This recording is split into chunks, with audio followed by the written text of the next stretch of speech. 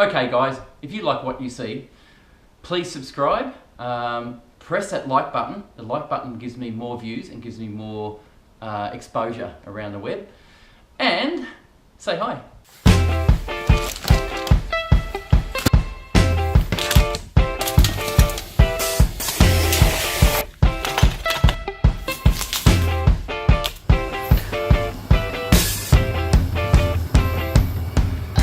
G'day guys, welcome to my channel. Today I'm going to brew a all-grain beer, IPA to be exact. I'm making up a little bit of a recipe for it. Some of it is a made-up recipe already, which is from this group here. I don't know who they are. Basically the recipe's all in the bottom there, or the grain bill is on the bottom there. We're looking at Pale Ale at 72%, Munich at 20%, Crystal at 5%, and Acidulated grains, which I think that's what it is 3%. They recommend just using any kind of hop you want to use. Get things in there that you like the smell and taste of, and see what happens. So it's going to be like a pale ale, so it's going to be a ambery, no, probably more of a, what would you say, more of a light coloured beer. Hopefully it'll be a good tasting one. I had Firkin Cellars ground it down for me, so I have enough for my grandfather, and have it ground down enough so I can steep it in my grandfather. So yeah, we'll see how we go with it. So adding to this, I'm putting some Chinook hops in it, as well as Citra.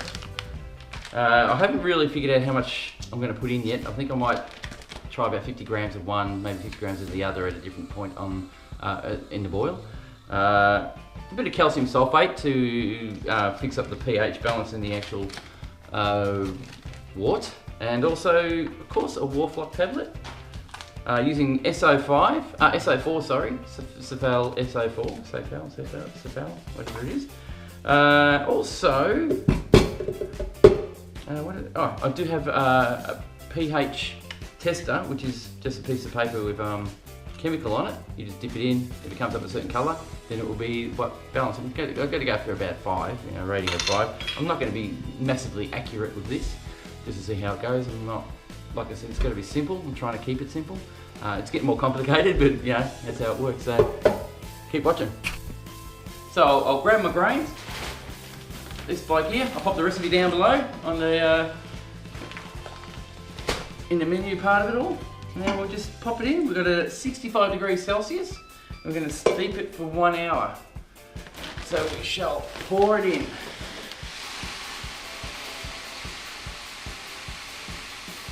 You know what I forgot, mate? I forgot my spoon.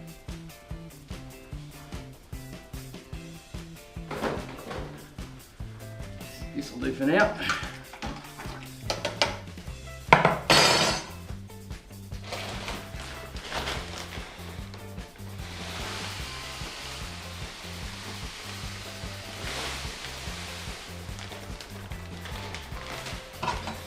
So I'm going to stir it in here and try and keep all the dough balls out so there's no air pockets of dry grains. I'll just keep going with this.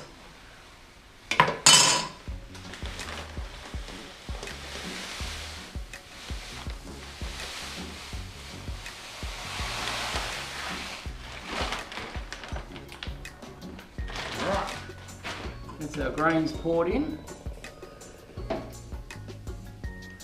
And this is how you get dough balls. Poured it all in too quickly. Have to stir it a little bit more and make sure there's nothing in there. So what I've got is 19.7 litres of water at 65 degrees with about 6 kilograms of grains going in. And now I'll just let that steep for 1 hour. I'll put the timer on in a sec. The timer is now on.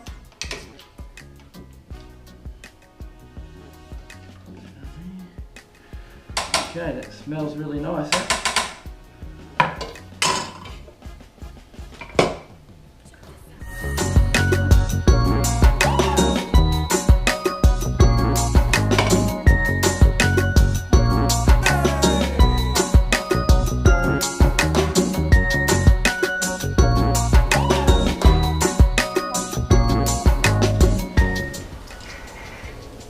Now, I got that pumping a bit too hard now, but I'll just fix that.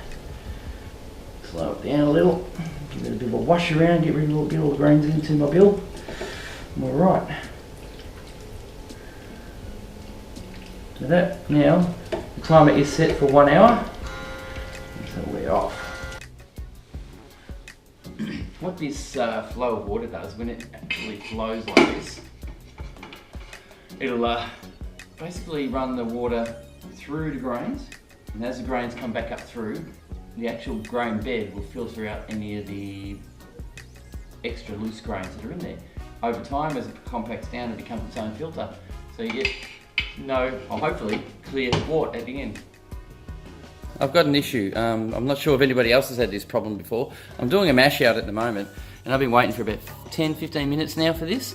It's heated up to 74 degrees. I want it to at 75 degrees. The target temperature, as you can see there, is 75.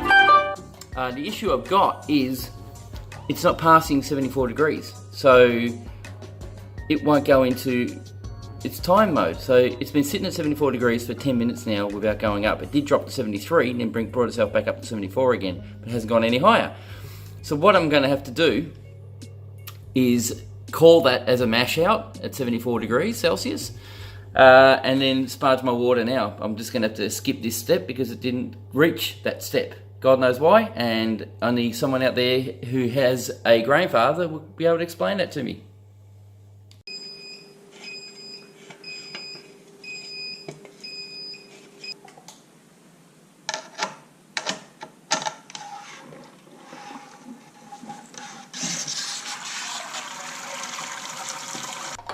Hey guys, quickly, I'm just going, the grandfather just said I've got to heat 12.7 litres of sparge water.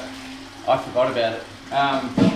So, just quickly let you know that we've got 20 minutes left of, for our grains to steep. Just quickly give this a bit of a clean out. And then we start pouring sparge water over it. And it also has to, we've got a 10-minute 75 degrees steep as well, which will draw out anything left in the grains. 2. Quickly pop this on. 3. We need 12.4 litres, I'm pretty sure. To read that. 12. It doesn't actually say. So it's 12 litres anyway.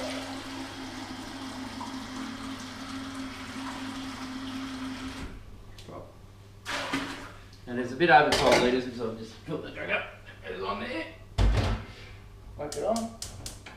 Now I'm going to heat that up to 75 degrees Celsius. Once it's at 75 degrees Celsius, I'll turn it off and I'll use that as a sparge water to rinse out my grains. This is our sparge water here. We're just going to quickly check the temperature. I reckon it should be close to 70 degrees now, so we need to get to 75 degrees.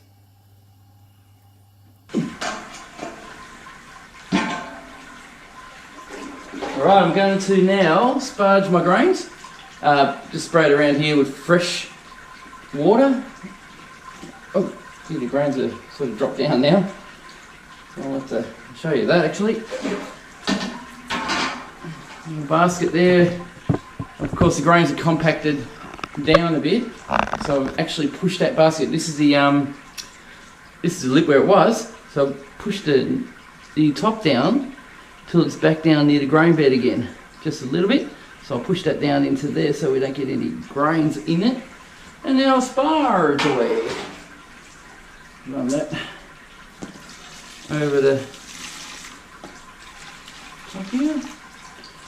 And that will flow through the grain bed and top up the what's missing from the water. So I'm careful not to pour it over or have it come over the top of the overflow end so that we don't actually get fresh water straight down. We want it to go through the grain bed so that it sparges properly and cleans the grain out of it, all of its sugars.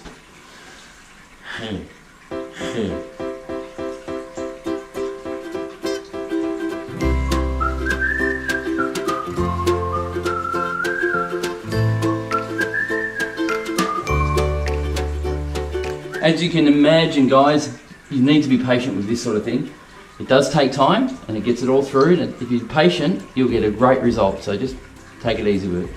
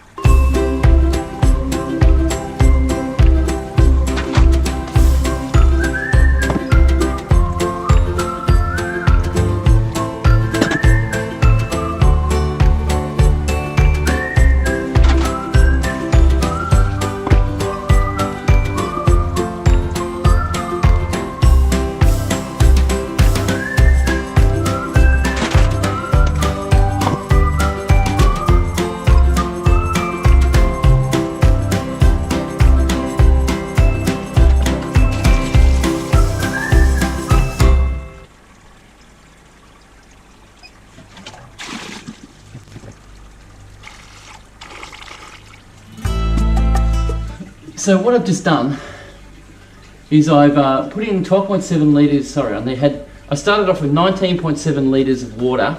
I steeped my grains in that 19.7 litres of water for 1 hour. Then I raised the temperature of the steeping to 75 degrees Celsius for 10 minutes just to get a little bit extra out of it. And after that, I boiled, or during that time, I boiled 12.1 litres of water on the stove just to get it to 75 degrees, the same temperature as the sparge, as the steeping temperature. Then once the steeping time had finished, I then poured 12.1 litres of water over the top of my grains to soak it through so that the grains would filter out any more sugars that might be left over, any colouring and things like that. So it pretty much gets everything out, hopefully, of the grains. So that leaves me with a boiling temperature, a boiling capacity, what you would think would be 30, 31, 32 litres, but that's not how it works. The grains actually soak up some of that water, so you actually lose maybe a litre or two of water during that time. So once it's finished dripping down, emptying out of the actual grains, then I can take these grains, dump them in my garden, which is what I do. I use it as a recycle for the garden. Then start the boil. And once it's finished boiling, once it starts boiling, sorry, I then do my 60-minute hops, which is what I thought of as Chinook hops. So I'm using it as a bittering hops at the moment and see how that goes with it. So yeah, we'll be right.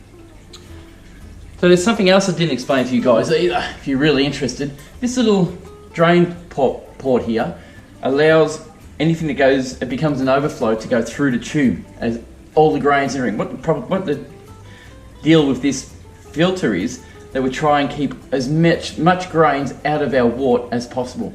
So we basically when we sparge, we try not to go into there. I did it. I'm a bit of a deal, but I overflowed. So a few grains got in, but I can filter that out later anyway. But at least I got the minimal amount of grains in my wort, so that's a good thing. The other good thing about this idea is that the actual grains will filter that water out, so it will hopefully filter any grains that might want to get in to my wort. So yeah, so if that's interesting enough for you, it's pretty simple. So the actual grain becomes its own filter. So it's awesome.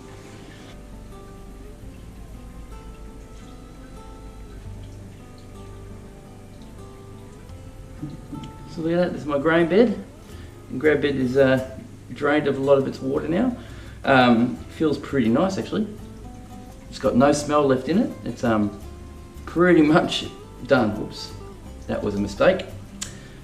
So yeah, so I'm just letting it drip a little bit more until it's stopped dripping a little bit, and then I'll just drag that outside and tip it out in my garden.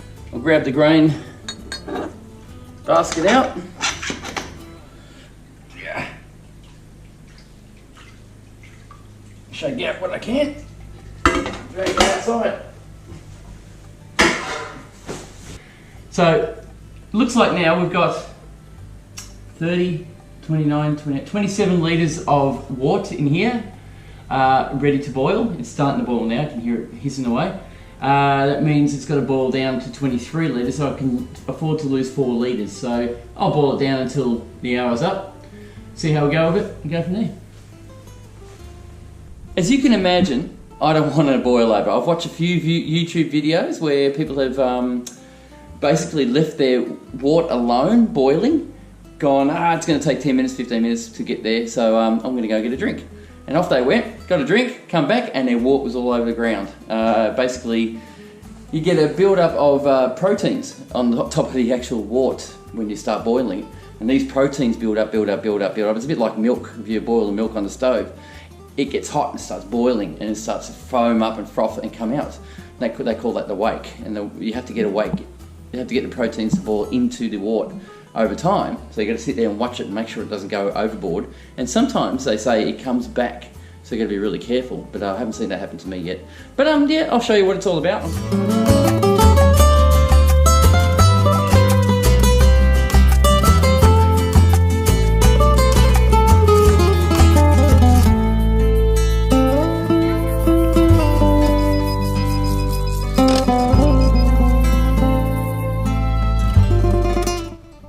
And then once it starts boiling nice and evenly all through, that's when I'll start adding my hops. Here it is, see how it's foaming up now? You can see it's really frothing up. I really got to keep my eye on that. It's starting to rise like milk does, see how it's rising? Turn it off. Just going to try and keep that initial wake down, that foam. And that's pretty, sometimes it can be pretty tough. Some of this stuff can be high in protein, so it'll really work hard. So put that back on. This is why you got to keep your eye on it. That was going to boil over if I wasn't here. So now it's starting to look a bit better. See how it's now trying to stir it in so it starts boiling. Here we go. You can see it now starting to work. That's our wake. So that's basically what was going to happen. We'll just keep an eye on it for a little bit, because I'm going to now put my hops in my spider. I've got a hop spider from the shop, which is friggin' awesome. Better than putting a sock in, probably a bit cleaner as well. So here we go.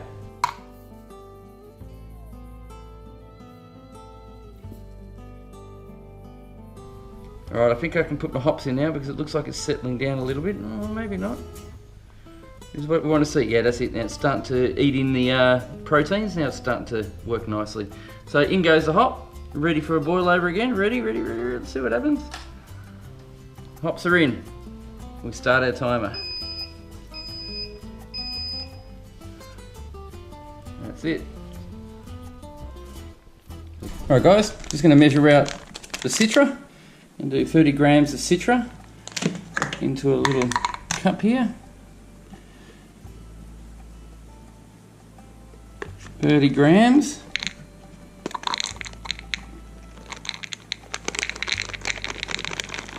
I'm doing Citra like this because it's got a higher smell, and you can taste it as well. It's really quite strong in flavouring, very fruity.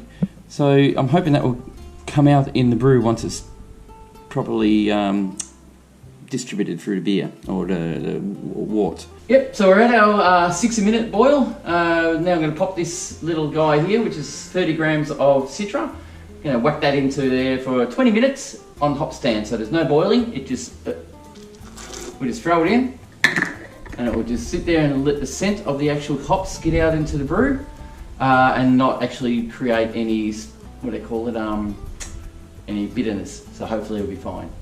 Okay, our 20 minutes is over. We'll take the biter out that's got all the hops in it. Oh no, it's a video. Can you see Eli? His big legs down there, look. Here's one thing I forgot to put in, was my Warflock tablet. So it looks like I'm going to have a bit of a cloudy brew. The temperature coming out of the pipe, I wonder if it's at 21 degrees coming out of the pipe. If it is, I can just put it straight into my fermenter. Whoop, we'll just check that out now. Just pop it on the end there. Yeah, definitely not. It's running at about 22 28 degrees, 29 degrees Celsius at the moment, so we'll give it a little bit longer, and then after that I should be able to just, that now should be pumping out at the lower temperature again. I'm hoping I can get it down to 20 whatever. It's coming out of the pipe at 26, 27 degrees. It's still a bit too warm for me. Give it a little bit longer.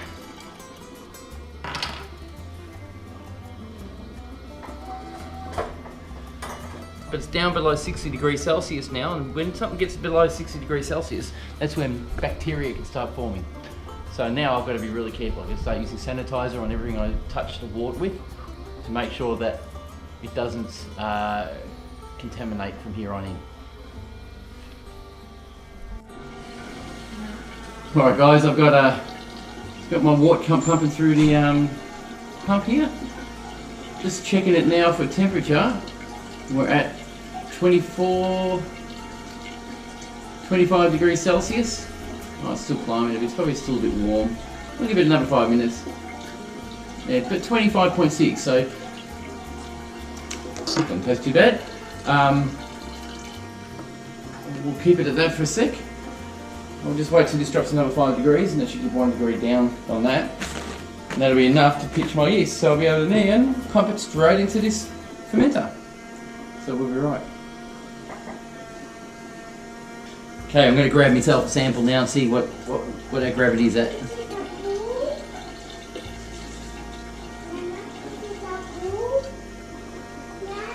Yes, it is A full. little bit more. Alright, now it's lift off. Alright, looks like our gravity's at 56, at 10.56, it was meant to be 10.55, so I pretty much hit the mark. It's got a good level of bitterness. Tastes sweet, of course, and hoppy taste. It's got a beautiful scent. I reckon this is going to be a beautiful brew. Nice. Alright, our temperature now, I'll just double check that. Hopefully you can see this. We're at 25 degrees or so, 24.67. Look, that's cool enough. That's enough to get it so I can actually pump it now and pitch my yeast, because it's time to do that. This is probably the safest way to do it. Quickly just spray this with a bit of sanitizer so it doesn't get in there. Now my pipe out. Shut the valve off so it doesn't spill everywhere. And in there I go. And as I'm pumping it, it'll aerate the brew as well, which is a great thing.